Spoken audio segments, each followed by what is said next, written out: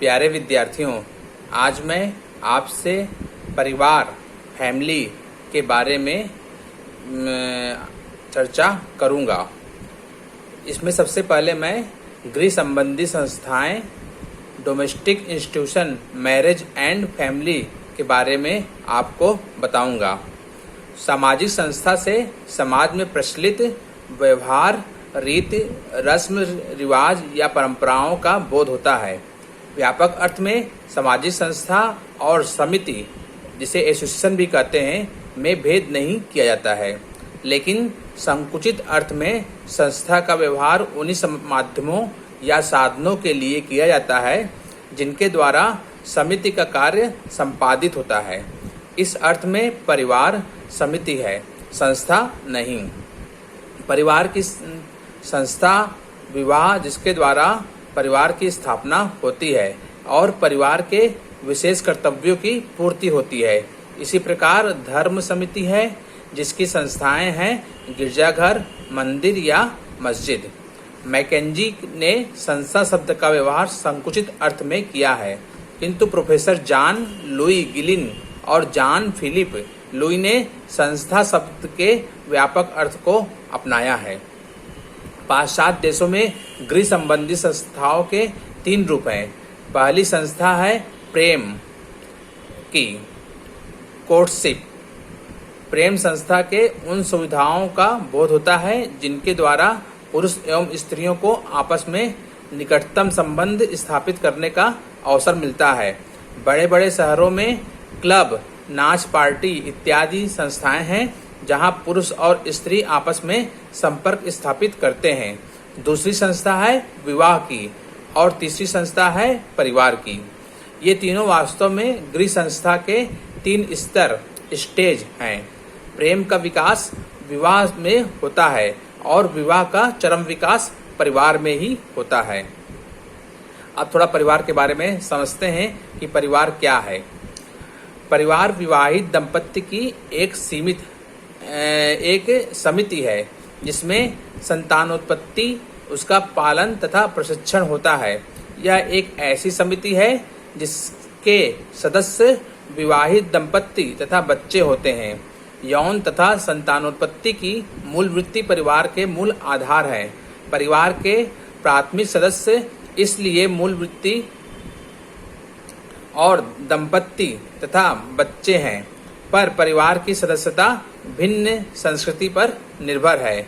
कहीं कहीं जैसे भारत में दादा दादी, चाचा चाची आदि भी परिवार में ही आ जाते हैं। यह एक जॉइंट फैमिली का उदाहरण है। अतः कहीं परिवार का क्षेत्र बृहत होता है जिसमें एक दंपत्ति के अतिरिक्त उसके भाई बहन, पिता, माता पिता आदि भी होते हैं, और कहीं बहुत ही संकीर्ण जिसमें केवल एक दंपत्ति तथा उसकी संतान परिवार में कहते हैं। इसे एकाकी परिवार या न्यूक्लियर फैमिली कहते हैं। पश्चिमी देशों में और अब भारत में भी यही प्रचलन में आ रहा है। परिवार का रूप और उसकी क्रियाएं भी भिन्न भिन्न हैं, पर परिवार का रूप चाहे जो भी हो, निम्नलिखित बातें सही परिवार में सामान्य रूप से पाई जाती हैं। पहला, यौन संबंध। प्रत्येक परिवार का अंग एक दंपत्ति होता है जिनमें विवाह संबंध के द्वारा यौन संबंध होता है। परिवार का आरंभ 2 या 2 से अधिक व्यक्तियों के बीच विवाह संबंध से होता है। विवाह के प्रजनन के द्वारा अन्य व्यक्ति आते हैं, पर भिन्न समाज में यौन संबंध भिन्न भिन्न प्रकार के होते हैं। कहीं यह संबंध आजीवन होता है तो कहीं कुछ काल के लिए ही होता है। कहीं एक पुरुष का संबंध अनेक नारियों से, जिसे बहुपत्नित्व कहा जाता है, कहीं एक नारी का अनेक पुरुषों से बहुपतित्व, कहीं पुरुष के एक समूह का नारियों के एक समूह से समूह विवाह से कहते हैं, और कहीं एक पुरुष का नारी से एक पत्नित्व विवाह कहलाता है।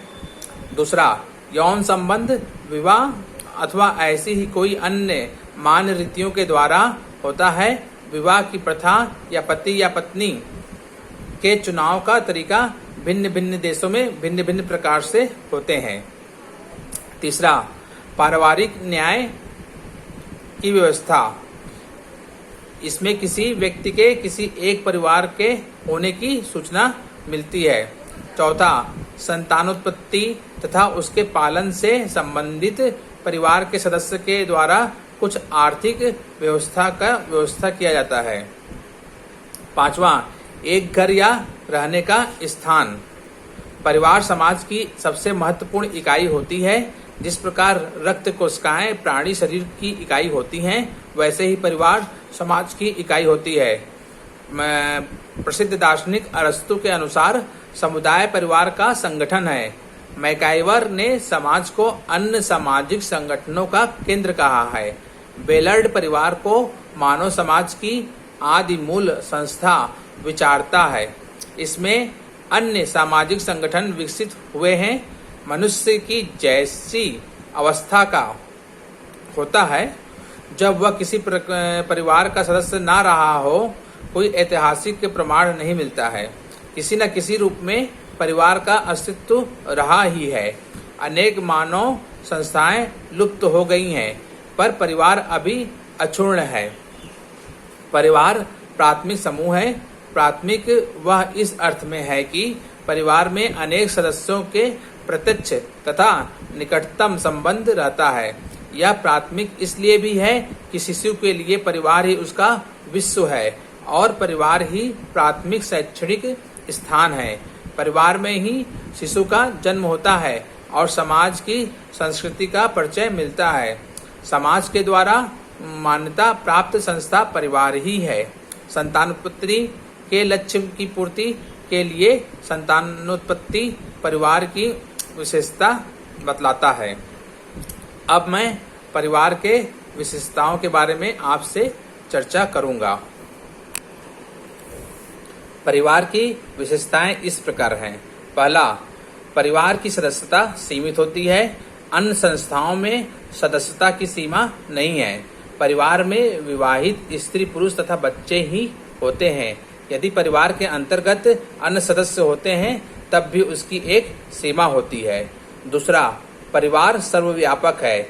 ऐसी अनेक संस्थाएं हैं जो किसी एक स्थान में पाई जाती हैं पर दूसरे स्थान में नहीं, पर परिवार एक सर्वव्यापक समिति है। तीसरा, परिवार का अन्य सामाजिक संस्थाओं में केंद्रीय स्थान है। परिवार पर ही अन्य संस्थाएं टिकी होती हैं। चौथा, परिवार का आधार मानव मूल वृत्ति या संवेग है। जब हम कोई कॉलेज या इस प्रकार की अन्य संस्थाएं प्रारंभ करते हैं तब उसका आधार मनुष्य की कोई मूल प्रवृत्ति नहीं रहती है, पर परिवार का आधार मनुष्य की कुछ मूल वृत्तियां हैं। मनुष्य में जन्म से ही कुछ ऐसी वृत्तियां होती है जिनके कारण परिवार का अस्तित्व है। ये वृत्तियां हैं यौन की तथा संतानोत्पत्ति की। जिस प्रकार भूख प्यास मनुष्य में स्वाभाविक है, वैसे ही ये वृत्तियां भी स्वाभाविक है और उन्हीं पर आधारित है परिवार। पांचवा, संतानोत्पत्ति की या समाज के द्वारा स्वीकृत मौलिक संस्था है। यह प्रथम सामाजिक संस्था है जिसमें संतान की उत्पत्ति होती है। छठवां, प्रशिक्षण केंद्र। किसी के व्यक्तित्व के निर्माण में परिवार का सबसे अधिक प्रभाव पड़ता है। मनुष्य की भाषा, रहन सहन आदि परिवार से ही प्रभावित होती है। सातवां, परिवार के इसके सदस्यों का अत्यधिक दायित्व होता है।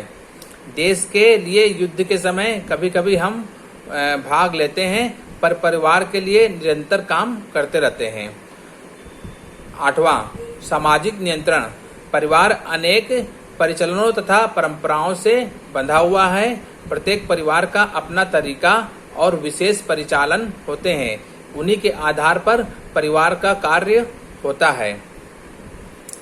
परिवार स्थायी एवं शाश्वत है, परंतु इसका रूप अत्यंत परिवर्तनशील है। ऐसा इसलिए होता है कि परिवार तात्कालिक सभ्यता की अभिव्यक्ति होती है।